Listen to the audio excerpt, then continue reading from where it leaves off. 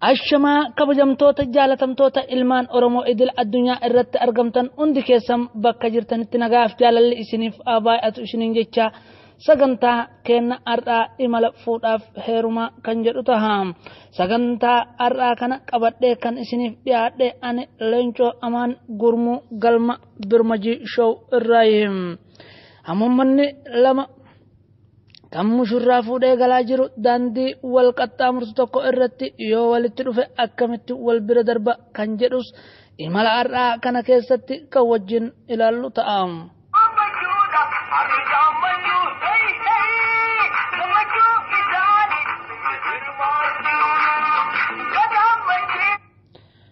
Fuudhaaf heerumni naannoo hundattuu baratamaadha. Imala fuudhaa jalqaba imala fuudhaatiif maaltu barbaachisa kan jedhus as keessatti ilaaluun barbaachisaadha. Gurbaan fuudhaaf gahu, intalti heeruma gahu, gurbaan intala laallachuu, intala wal jaalachuu, jaarsa biyyaa ergachuu fi akkasuma wal jalaa awwaachuudha.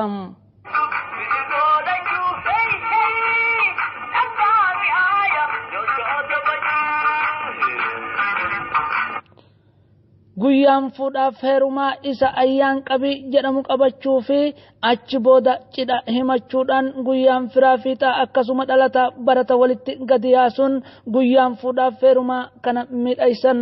Dubartiin qe'ee yookiin da'oo dhangaa barbaachisu qopheessuun hamommota dhiheessiti. Hamommonnis nyaatee dhugee du'aa'ii kadhatee san booda gara warra mushurritti yaabbatan yookiin imalan. Jidduu kana warra gurbaatii tapha aadaa Oromoo keessaa tapha guyyaa fuudhaa gurbaa taphatamutu taphatama. Taphattoonni yookiin taphoonni guyyaa har'aa kana taphatamu hedduu. Isaan keessaa muraafni isa kana kunooti. Abbaa jaalataa isa aananii, haadha jaalataa isa aananii, fira jaalataa isa aananii, biyya jaalataa isa aananii, yooma boonellee irra laalanii waddeessaaf baarree hoffoli maarree jechuudhaan taphoota kana keessatti du'aa'iin godhamtii fi waddeessi dhangaa guyyaa har'aa inni baheef kana. Baarreen marga waliin adaadaa intalaatiin dhihaataaf kunis du'aa'iidha. Taphni gara warra gurbaa itti fufuun ashaallalii nagayaan gali, mishirroo waliin ashaallalii hoffolii gali, fira kee waliin ashaallalii hoffolii gali, biyya kee wajjin jechuudhaan taphoota aadaa tana keessatti du'aa'iin hedduu godhatamtii fi ashaallalii jechuun bashannani jechuudha.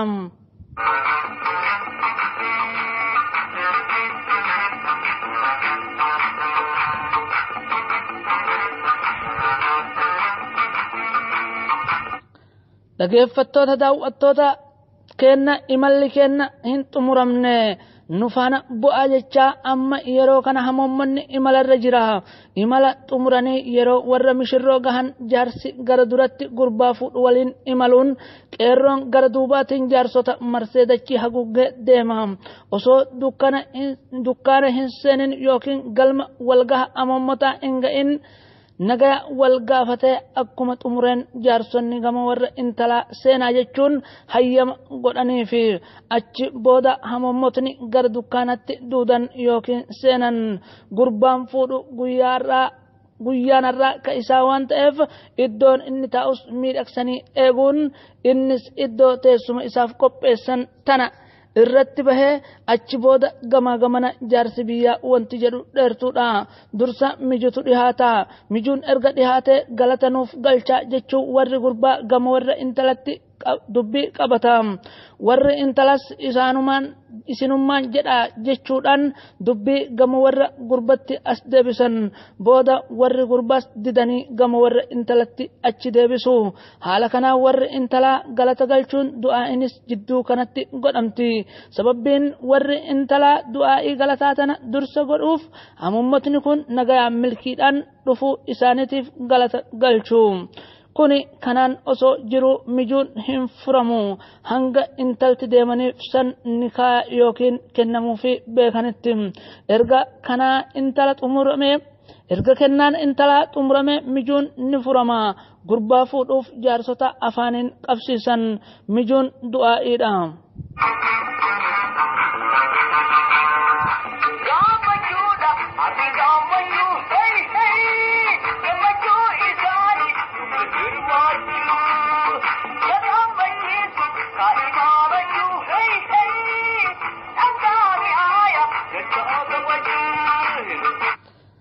dhangaan garagaraa nyaanni aadaa Oromoo ni dhihaata dubbiin galaana namaan deemti jidduu kana mishirroo hiriyoonni isii shamaraa tapha gorsa isiif tahu taphatu taphichis akkana jedha hiruu ayyaa hiriyyee ayyaa haatee baarree saamsitee maarree jechuun akka gadi baasuuf qopheessan itti himti baarreen kun adaadaa isiitiin marga jiidhaa waliin gurbicha fuudhuuf dhihaata gurbichis erga baarreef marga kana harkaan gayatee gammachuu isaa guddaadha yeroo kana imalli inni fuudhaaf falmii adeemsisaa ture nagayaan xumuramuu agarsiisa hiriyoonni intalaatis sirbuudhaan gorsa mushurritti laachuun addaan hin cinne akkuma itti fufetti jira ganama subii hirrafanii durba zamanaa jedhanii lukan dafanii sa'a kee daalee elmadhu soddaatiin ni sossobani sobii ergadhu eennichoo boontuu intalaa nu boohe garaan jechuun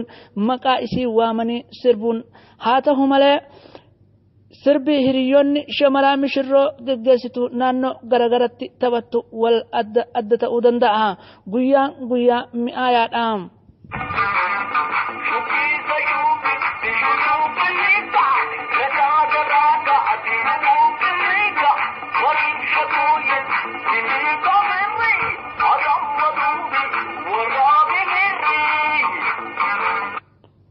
guyyaa gammachuu guyyaa jaalalaati guyyaa gurbaan hin fuudha itti kajeelu guyyaa intalti hin heerumin heeruma itti hawwitu guyyaa mushurrichaaf mishirroon dhihaate kun namoota hedduufis fakkeenya ta'uun carraa uuma dargaggeessi hin fuudhin anis akkatti fuudha jechuun of keessa gunguma shamarreenis anillee osoo akkatti heerume jettee gaafii ufitti dhiheessiti kabajamtootaa fi jaalatamtoota hordoftoota baandii birmajii show aduun sirba bareedumsaa hin eeydu jedhan sultaan kabir ahmad yabsaana rabbi haaramatum dubbin dheertuudha galaana namaan deemti keessa hin bahane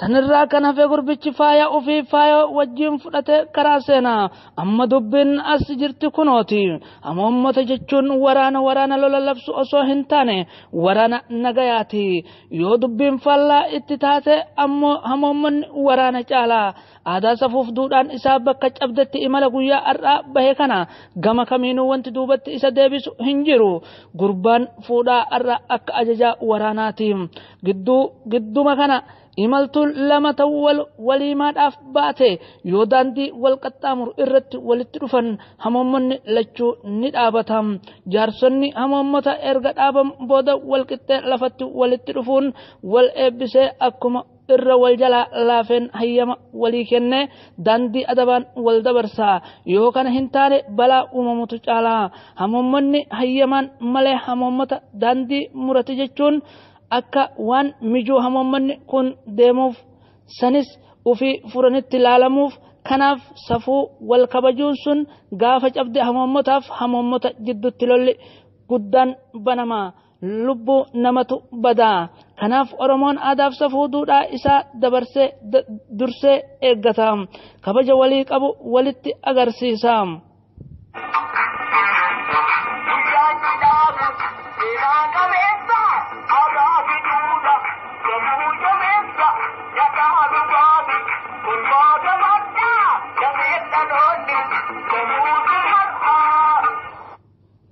ulfinni mushurrichaa haala saniin teessuun guyyaa gaa'elaa milkii ta'uun akka golabamu jaarsonni hayyoonni gaheen isaan as keessatti taphatan guddaadha imalli ni dheerata osoo garaan addaan nama hin baasin karaan addaan nama baasu jedhanii mitire sagantaa kana fakkaatuun hanga walitti deebinutti nagahaan nuuf turaa kabajamtoota jaalatamtoota ilmaan oromoo bakka jirtanitti irruma deebiidhaan nagayaaf jaalalli keenya isiniif haa baay'atu isiniin jenna galatoomaa